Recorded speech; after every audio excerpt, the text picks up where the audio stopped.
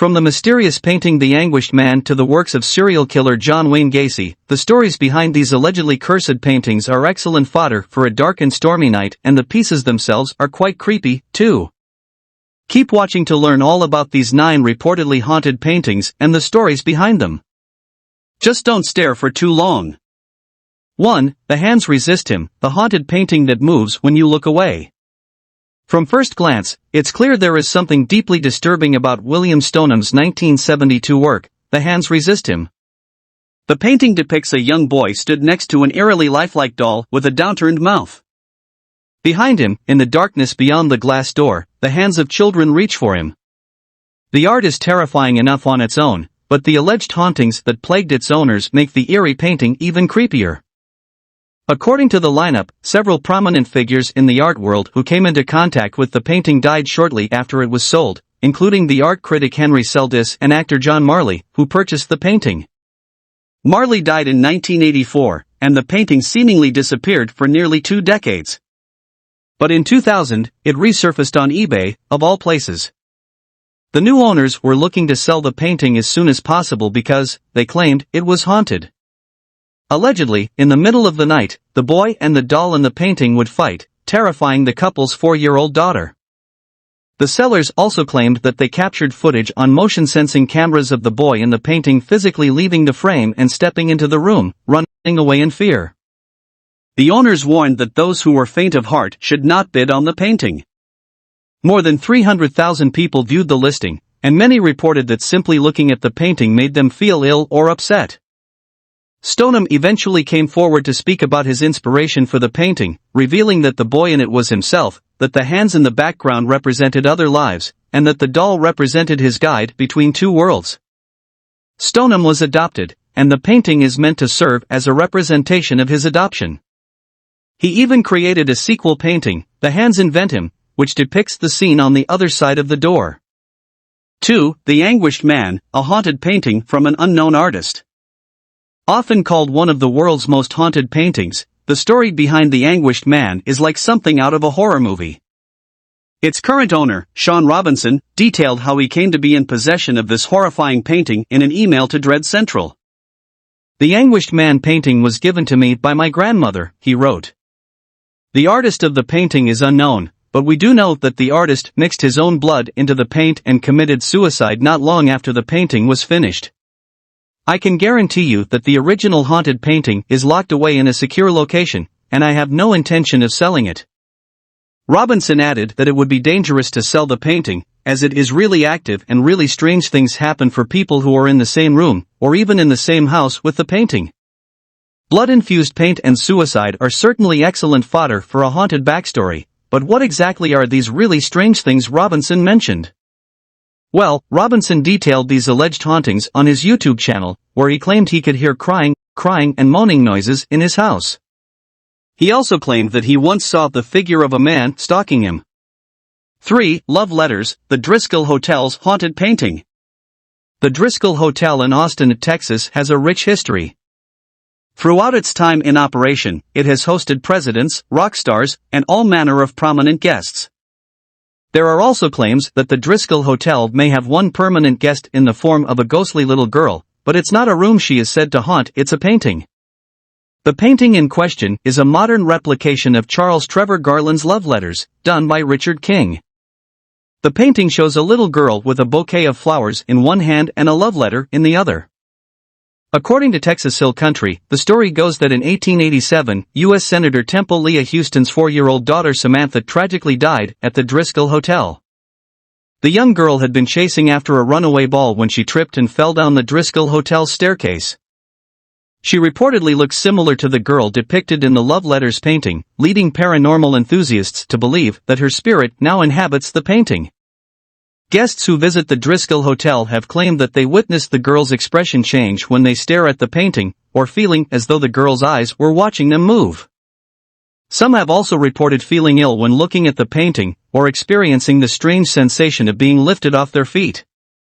Of course, the girl in the painting is not Samantha Houston, and given that the artwork is a modern recreation of an older piece, it wasn't actually around during Samantha Houston's time.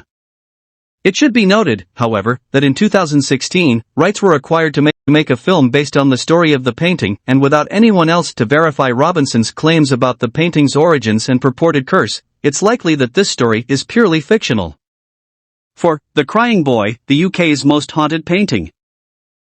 In the 1950s, artist Giovanni Bragolin created a series of paintings depicting young, teary-eyed children.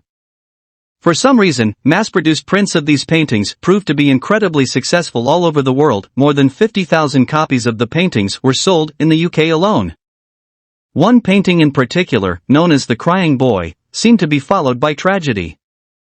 In 1985, The Sun published an article called Blazing Curse of the Crying Boy. It detailed the experience of May and Ron Hall, whose home in Rotherham burned down. The cause of the fire was a chip pan that overheated and burst into flames, destroying nearly everything on the ground floor except for a print of the crying boy. The Halls claimed it was not a chip pan that had started the fire, but the crying boy himself. Normally, such a claim would have been a one-and-done occurrence for The Sun, who frequently published tabloid news stories. In this case, though, one firefighter said that he had been at the scene of 15 different home fires where everything was destroyed. In each instance, the only thing that remained was a print of the crying boy. The Sun soon published a series of articles reporting on this strange phenomenon. They claimed that a home in Surrey had burned down 6 months after the owner purchased a copy of The Crying Boy. A pizza restaurant in Norfolk was destroyed by a fire, leaving only a copy of the painting, and that a woman on the Isle of Wight had unsuccessfully attempted to burn her copy of The Crying Boy, after which she was plagued with terrible misfortune. Bragolin was known to paint children from poor circumstances, so countless theories surfaced that attempted to explain why, exactly, the crying boy was cursed. Some claimed the boy had died in a fire, and now his spirit was trapped within the painting. Whatever the truth may have been, The Sun certainly riled up the public sphere around the painting, and on Halloween 1985, the newspaper gathered hundreds of copies of the painting and set them on fire. 5. The Stagecraft, an allegedly haunted painting based on a photograph. In 1994, commercial photographer James Kidd and an oil painter identified only as Laura P. each displayed their works at a gallery in Tombstone, Arizona. There, Kidd displayed a photograph he had taken at an old stagecoach stop in Tombstone, a double exposure shot that bizarrely featured a figure on the left-hand side, seemingly lacking a head. Laura was so fascinated by the photograph that she asked Kidd if she could do an oil painting of it. But as she was working on the painting, Laura began to have a strange feeling that she should not have started at all. Suddenly, odd things began to happen around her.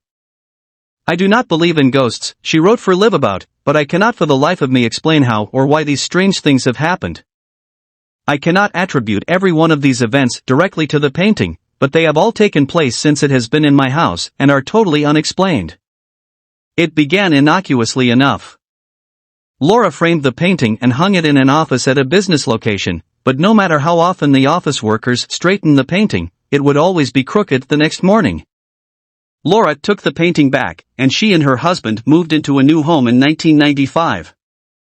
When it rained, the roof of their garage would leak, and even though the roofers came to look at it 3 separate times, they could find no explanation as to why it was leaking. That's when Laura's husband realized the Stagecraft had been leaning against the wall between the living room and the garage. Once they moved the painting, the leaking stopped. Things started to ramp up, though. Objects began flying off the wall. Even people who simply looked at photographs of the painting began to experience strange things in their homes. When Laura's neighbor borrowed the painting, he swore he saw a white, hazy figure creeping around the corners of his home. "I still don't actually believe in ghosts," Laura concluded. "Yet if I had it to do over, I would not have created this painting." 6. The Rainwoman, the painting that haunts your dreams. Created in 1996 by Ukrainian artist Svetlana Telets, The Rainwoman is a fairly straightforward piece. It depicts, as the title suggests, a woman standing in the rain. Her features are distorted and elongated. She is dressed all in black and wears a large, wide-brimmed hat that extends to the edges of the frame. It certainly has an eerie feeling to it, but it's the alleged lingering effects on its owners that have led people to believe this painting may be cursed. According to the Ghost in My Machine, there are certain people who, upon seeing the Rainwoman, feel a compulsion to purchase the painting. Those who bring the painting into their home soon begin to experience a litany of things, including insomnia, nightmares, misfortune, and the feeling of constantly being watched. In rare circumstances, owners of the Rainwoman have reported seeing or hearing someone moving about their home. Tellitz herself claimed to have a strange experience with the painting. 6 months before she began the painting, she told a local newspaper that she always felt that someone was constantly watching me. When she began work on the painting, she said she felt as if someone else were behind it, merely using her as a tool. In total, she said it only took her about 5 hours to complete most of the work and that it seemed like someone else was controlling my hand. The first buyer returned the painting to Tellitz, saying she could not sleep and felt like someone was in the apartment with her. The second buyer returned the painting as well, saying that the woman in the painting plagued his dreams. Every night, she appears and follows me like a shadow, he said. It was purchased in 2008 by Sergei Skachko from the band Zemlane, who held onto it for a few years. However, his wife later got rid of the painting, as she said the two began to argue more after it came into their possession. 7. Death and the Child, a chilling creation by a tortured artist. Edvard Munch is perhaps best known for his famous piece The Scream, but it is another one of his works that many people believe to be haunted. This piece, Death and the Child, depicts the tragic moment in which a young girl discovers her mother dead in a bed. Some have claimed that the eyes of the child follow them as they move about the room. This, however, can be attributed to a fairly common painting technique. In truth, much of the reason why many consider this painting to be haunted is due to the tragic circumstances of its painter. As Kunsthal Bremen wrote for Google Arts and Culture, Edvard Munch had to grapple with death from a very young age. His mother passed away when he was just 6 years old, and his sister died a few years later. When his father died in 1889, Munch fell into a deep personal crisis. Near the end of his life, he wrote of his childhood, "My home was the home of illness and death. I have never gotten over the calamity there. It has also influenced my art." The themes of death and grief are pervasive throughout Munch's work, but Death and the Child is widely regarded to be one of his most searing portrayals of grief. The painting focuses solely on the young girl's pain and perhaps, for some viewers, it is simply too much to handle. 8. Man Proposes, God Disposes, the painting inspired by the Lost Franklin expedition. Just 2 decades after Sir John Franklin's expedition was lost on its way to the Northwest Passage, artist Edwin Landseer unveiled his painting Man Proposes, God Disposes, which depicts the aftermath of the lost Franklin expedition as 2 polar bears tear into the crew's remains. Today, the painting is on display at Royal Holloway University of London, where there is a tradition of covering the painting during exams. According to the BBC, many students believe that looking at the painting during exams will cause them to fail or possibly even drive them mad. The superstitious practice came about due to an urban legend that claimed that in the 1970s, a student who viewed the painting felt compelled to die by suicide during her exam. Supposedly, after staring into the polar bear's eyes, the student fell into a trance-like state of madness and etched onto her paper, "The polar bears made me do it." This, of course, never happened. But the urban legend spread and eventually led to the ritual of covering the painting during exams. Given that the painting itself depicts a horribly gruesome historical tragedy and that it was completed while Sir Franklin's wife was still alive, the piece is perfectly suited to paranormal speculation.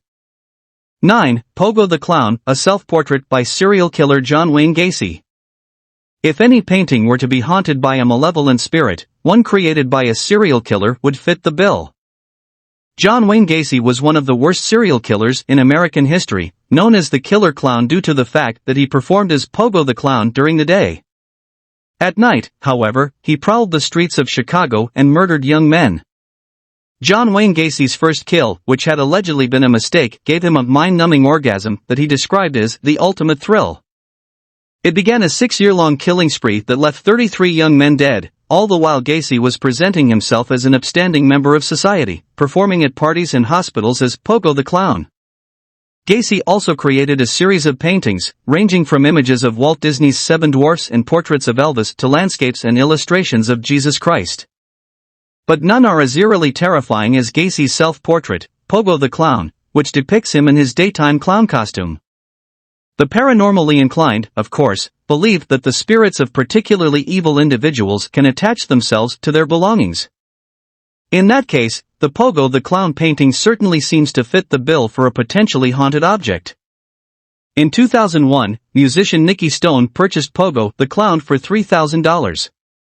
Not long after the sale, however, Stone said his dog died and his mother was diagnosed with cancer, events he believed may have been connected to Gacy's chilling painting.